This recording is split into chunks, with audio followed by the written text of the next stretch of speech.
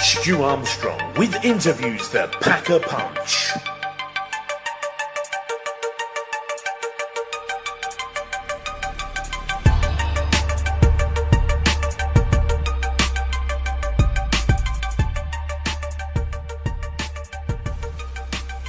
Hello and welcome to Radio Northumberland. My name's Stu Armstrong and this is the Stu Armstrong Interviews, where on each show I interview someone from the world of combat sports, and one thing's for sure, my interviews will always pack a punch.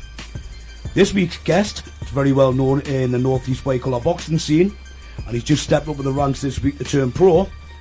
Ladies and gentlemen, my guest this week's Danny Wall. How are you doing, Danny? Champion Stu, cheers for having us. You're very welcome, mate. Very welcome. Straight in there. Your last fight, you had a 6-week Dave Reel's place in Walker. Yeah. I mean, what can we say about that? You certainly did it in style. I mean, you said it was just before the fight, pick a round, and by God, you did it. I must have felt good, though, your last white colour out and taking the title. Yeah, well, that's what it was. It was my last one, you know, so I wanted to make a statement. I'm just pleased I've done it, you know. Nah, you look quite chuffed about that. I was happy to win the dual title as well. That's it. It was absolutely cracking. Yeah. So, what's your history in combat sports? Sort of, how did you become involved with boxing? I started boxing when I was about 11 or 12 for Byrne Amateur Boxing Club. Mm-hmm. It was run by Alan Buller, who's still a mate of mine now, actually. I had a few fights for him and then moved to the Newbiggin Amateur Boxing Club. Can you remember your first ever bout? I can't. It was at Bedlington Social Club, which I actually boxed there in February. I fought a lad from, I think it was from Carlisle. That was my first one. And I won it. How old were you then? 13. It must have been quite a big achievement for that. I mean, what all your mates think when you went back to school? I was all pleased with them, because at the time there wasn't that many people doing boxing around the area, you know. Yeah. Now it's more popular, which is good. So, like, when you first started, did you ever compete in the amateurs, or did you go straight into white collar? Oh, the amateurs. I had a lot of amateur fights in the 40s, you know. The 1940s, you don't know that old, mate? 45. And then I had a lot of time off, and then came back and had a few white collar. Yeah. And then obviously stepped up now with pros. I think white collar seems to be, it's a big thing, especially in the North East these days. It's like a stepping stone, if you ask me. I think it's a good thing, white collar, honestly do. I do. I think it prepares good fighters. It prepares them for the pros. Yeah, I do. I mean, the likes of Sam Best, I mean, he did well in white collar. Yeah, good fighter, pro. Definitely. He also, again, doing the same thing. Yeah. I mean, obviously, I don't know you that well, but I know you've got a family and you've got kids. Your kids must be proud of you turning pro, then. Oh, yeah. I got a lot of support from them and my partner as well. Yeah. They didn't come watch. My partner comes to watch us, but my kids don't come watch us fight. But hopefully, when they get a bit older, they will. Ah, that's it. Well, I do this just about everywhere I go. Like, I always name drop my kids. So how I say hello to the kids.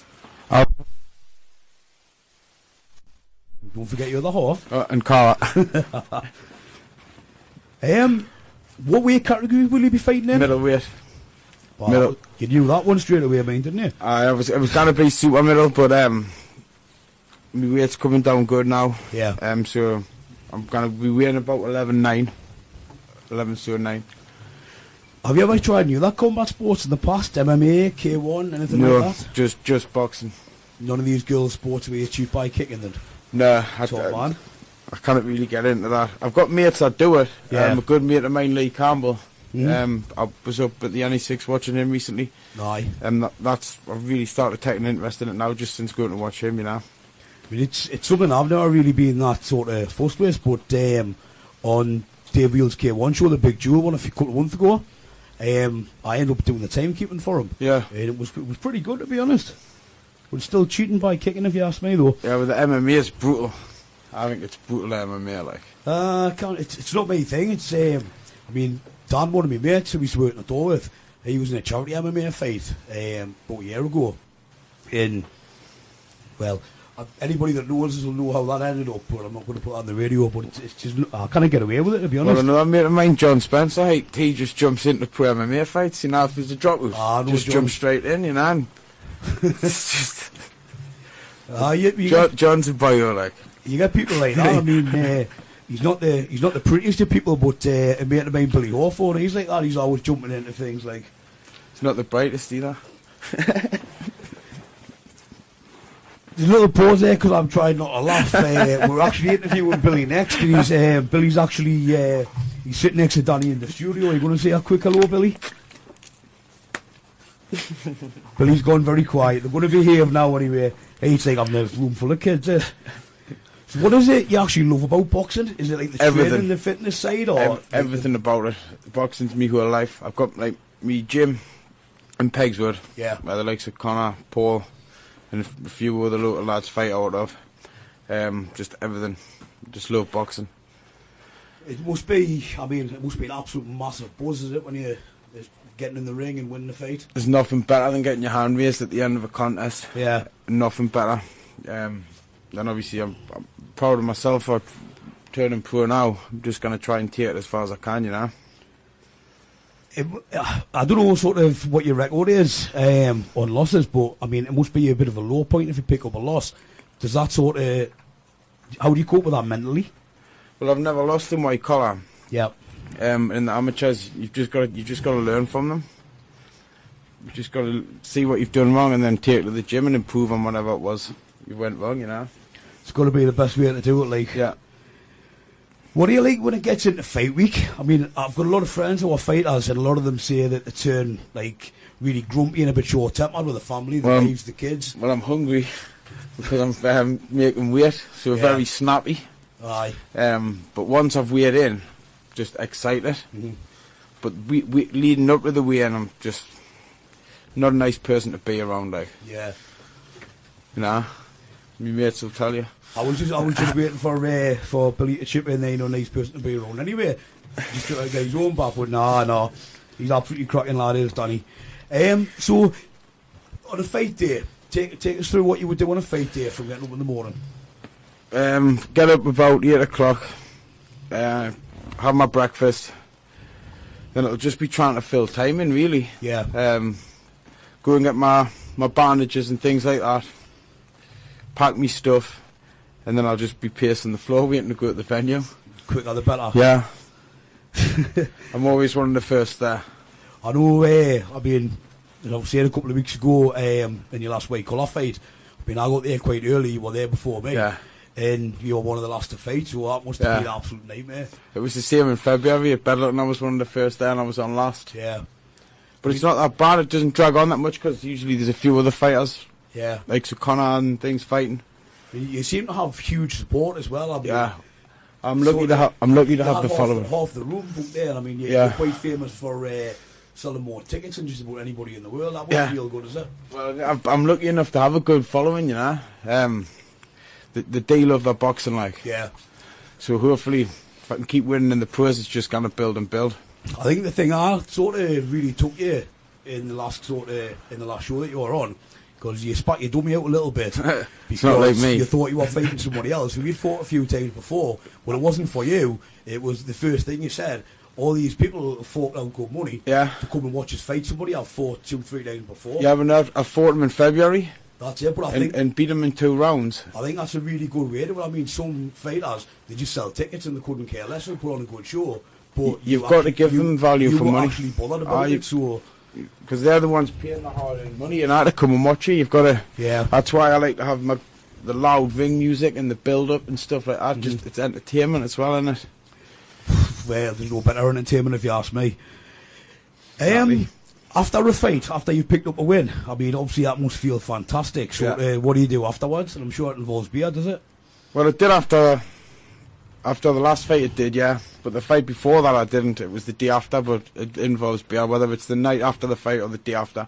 Well, to be fair, after your last fight, you had to do something to fill in the time, because it was always in seconds, wasn't it? I was saying to Paul, my mate, and I says I was sitting in the settee in the dressing room, waiting for the fight, and 5 minutes later, I was back sitting on the settee. The fight was over. I was like, what's going on? I mean, it's not a particularly good video. I just did it with a GoPro. But if any listeners out there are interested in having a look at that video, I'll stick it on my website, which is stuarmstrong.com. That's about sorry with you, Danny, is it? No problem at all. So what's your record in white collar? 2-2, but both titles. In what title have you picked? I know you picked up the dual title. The FFC light heavyweight title Yep. and the dual middleweight title. What is the FFC? Fight Fest Championships. Fight Fest Championships. It's run by a local lad called Stephen Sinclair. Yep. I think he's put 4 or 5 shows on in the last 18 months. He's got a show on the 8th of August actually. All right, where's that at? Bedlington Social. Great stuff. Well, if you're listening and you want to come and give her the details, get an interview and get a little bit of a plug for your show, then get in touch. Danny's got my number. So what do you do for a day job? I work at GE Oil and Gas. Yep. Hydro test technician. And what do you sort of your workmates think about you being a fighter? Well, my boss is really, really supportive. Like, really, really good. I couldn't ask for a better boss as far as that's concerned. But my workmates, about 40 of them come and watch us religiously, you know. No, that's fantastic. They love the boxing as well. I mean, that, as I say, that last show, I mean, they were all shouting for you. You must have had at least 2/3 of the whole place. Oh, yeah. For your lot. I just cannot wait to start boxing at the bigger venues, you know, because it's just going to get bigger and bigger. Yeah, it's definitely coming. We've sort of mentioned where you train. Will you be training at the same place and using the same coach when you go into pro? Well, no, I'll be with Tommy. Tommy's going to be my trainer as well. Yeah. So I'll be at Tommy's Monday, Wednesday, Friday and Sunday. Is that Tommy Conroy, is it? Yeah, Tommy Conroy, yeah. Absolute legend in the North East fight scene. Anybody who knows anything about boxing will know Tommy. I mean, he's looked after some great fighters for a number of years. Good friend of mine, Paul Charters. We all know the massive record he had in the late 80s, early 90s. Was it a conscious decision to sign with Tommy, or did it present itself to you? There was a few options, obviously, but it just felt right, you know, when I went into Tommy's gym. Yeah. Just the setup and the photos all over of like your mate Charters and things like that. It just felt right, you know. And his experiences, you can't beat his experience. He's been in the game for 50 years. That's it. I mean, I don't know him very well, but as I say, I'm good mates with him. You'll have to come up and meet him. He's brilliant. Like, I remember a couple of times, but the impression I get, and what I've been told by people who fought under him, it's like having another dad. He really cares. He cares about your health, not just the wins.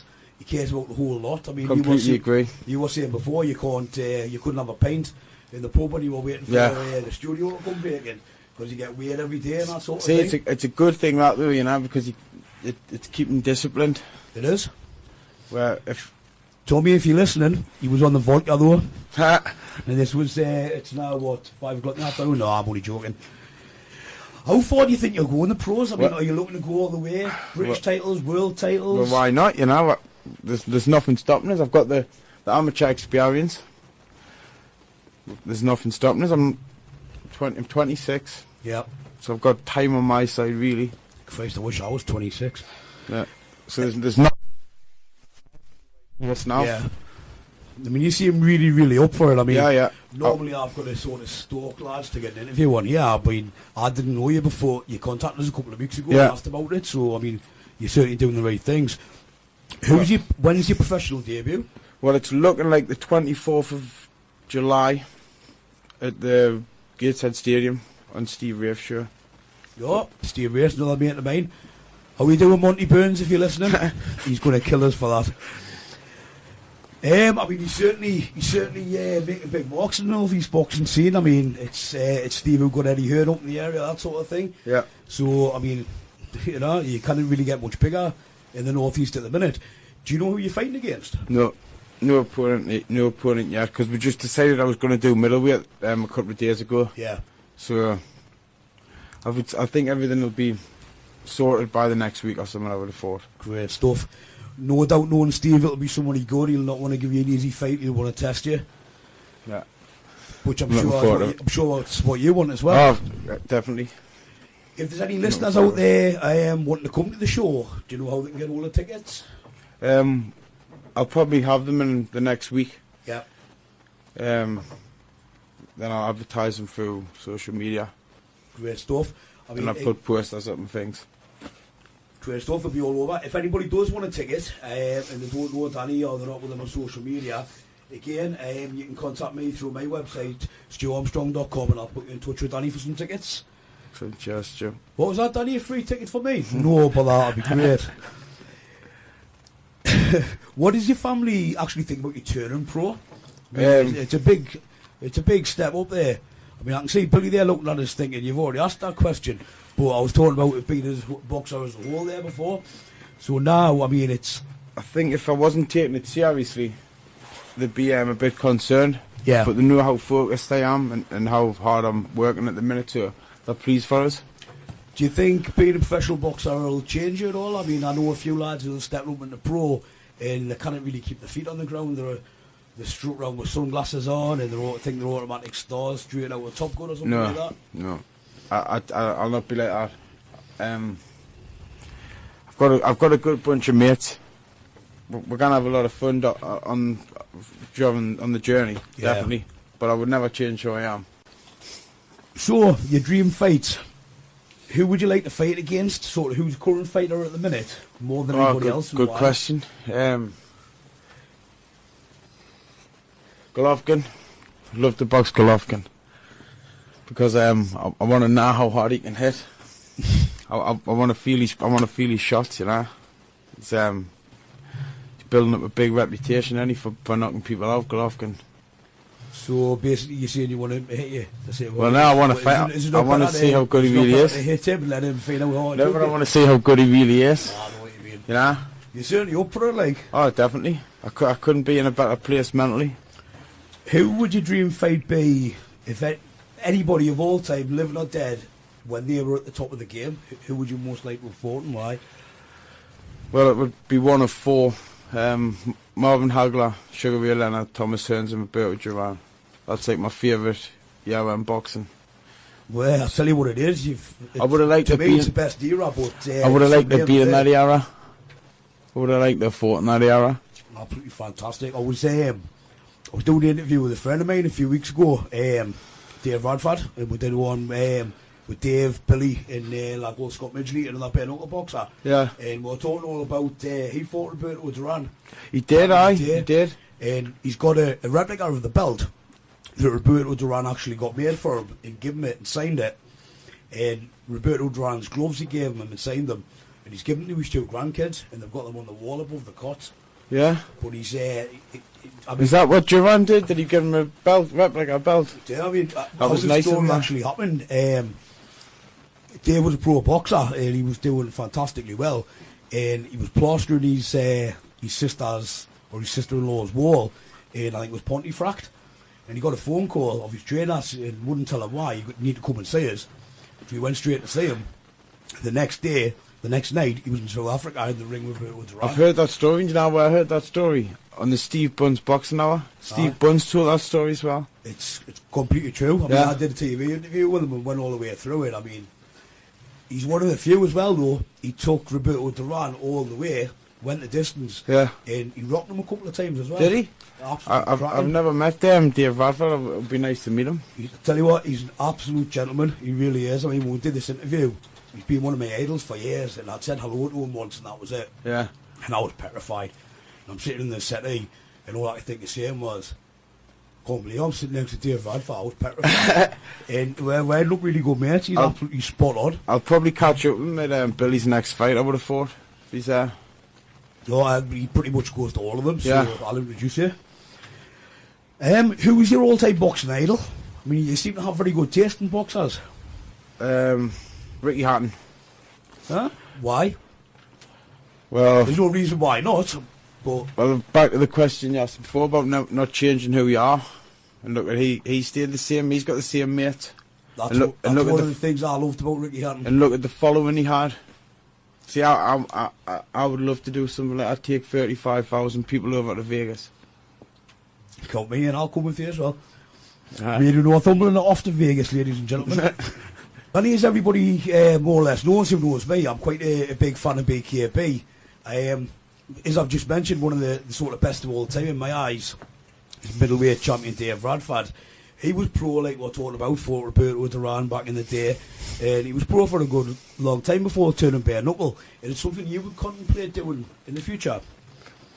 Well, never say it, never. But it's a tough game, that mind, isn't it? Bare knuckle, you've got to be tough. very tough. I've got like two mates, obviously Billy and Michael, Yeah. who are doing really well. It's great to see them doing well, but I'd rather sit on the other side of the ropes for the bare knuckle, let's say. I absolutely love it. But, Just to cheer the lads on. You wouldn't get me in the ring with none of them, like. But like you say, I mean, two sort of local Geordie lads, Michael Ferry and Billy Hawthorne. It's great to see.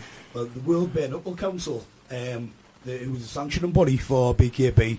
They produced the rankings for June, and we've got Michael Ferry rightly at number 1, and Billy Hawthorne again, quite rightly, I think, at number 3. Two local lads, Yeah. you know, they've done massively well. I think it's fantastic. He's brilliant, Billy, and he's just fight anybody. Billy's just Billy. It's just good. He's getting the fights now, the good fights, and doing really well in the bare knuckle. But before we actually But we get can to go all Billy, the way. I've seen him fight, and somebody described it as me as game as a badger, but twice as Raja, whatever that means. But I think people say he's game things, but he actually can box as well. You know, he's got a lot of power. He really surprises people. He He's got the does. power, but he really can box. He as well. can, and a lot of people take that away, and they just talk about how game he is, but he actually box. No, he can't. Like Bolton will say, he's not particularly good looking. I'll second that. Like, So I mean, you've got your first pro fight you were talking about on Steve's show coming up. yeah. I mean, obviously, if you win that, you'll be all sort of raring to go. If you don't win, and hopefully you do, will you carry on in the pro game? Or learn from it, like you said before? Yeah. Or I'll be learning from it and moving on. that's good. I've known a few who step up in the pros and they've lost the first, and they've just, that's been it sort of thing for them. So You can take a lot from a loss. It can make you a better fighter. I think it's got to. I mean, look at Khan. Khan comes back every time after a loss. Khan comes back better. Well, I thought Con was finished until not so long ago, you know. And then, last year or something? He was fantastic against. He was fantastic against Alexander. Fantastic. Yeah. But Algeria gave him a good fight a couple of weeks ago. Mm-hmm. I was absolutely spot on. But Algeria was good. What do you think of last week's action? Kelbrook. Yeah. Kelbrook was just too much for Frankie, wasn't he? He's just. But Joshua, he's just phenomenal. He was good, like. Aye, he's just doing everything right. Well, to be honest, I mean, I was actually talking about that with you today, wasn't I? everybody knows he's got this sort of talent. He's but got everything. I had a feeling that would maybe be a little bit too much for him last week. Yeah. And by God, he made a meal of it, didn't he? Yeah, we were talking to Tommy about it yesterday, and Tommy just says he's just a massive prospect, got everything, and I agree with him. Well, he's tipped everywhere as future world champion. Yeah. I was a bit. I think it's going to happen sooner. Well, I wasn't sure until last Saturday, because to me that was over in the first round. I thought. Oh yeah, he didn't know where he was, Johnson. But for the size of him as well, again, another lad a bit like Michael Ferry, he's got the power and he's got the speed. Yeah. Not quite as quick as Michael though. Aye, Michael's got some hand speed, like. Terrifying. Aye. Lovely bloke as well, like mate of mine, but Yes. terrifying. So, Danny, thank you very much for being a guest on the show. Thanks for having us. I hope you have a very, very bright future in the pros. Definitely. I'll definitely make your first fight.